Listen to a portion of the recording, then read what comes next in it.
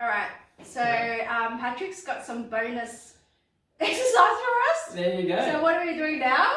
Yeah, so this is another Jeff Cavaliere specialty. Yep. It's probably my favorite bicep exercise from his, and it should really help.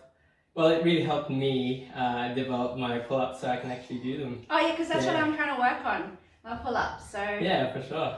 Cool. Yeah, we'll show you a bit of that. Yeah. So how do we do this? Cool. So basically, do your curl inwards. Yeah. So get a medium-sized dumbbell. Or Yeah, get a dumbbell that you can like carry for a while. Sure. So and then. So elbows staying still, and you just kind of hinge it inwards. Hinging inwards, and then you flip that dumbbell. Okay, flip it.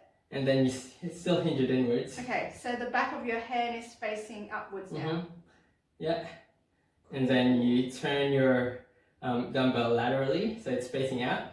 Okay. To your side. Okay. And then so your palm is facing to the side. Yeah. And you hinge upwards. Hinge upwards. Yeah. So that's the 3. That's 3. Yeah. So you would do like all 3 movements as 1 rep. Ah, so you just one do side. 1. This is like a 1. Okay. And then how many would you reckon? That's 1.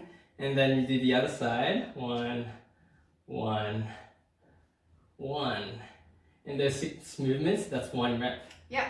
And then you do 8 of those. Okay. And then like a few sets or just 1 Yeah, set? I would do at least two sets of those. Okay, cool.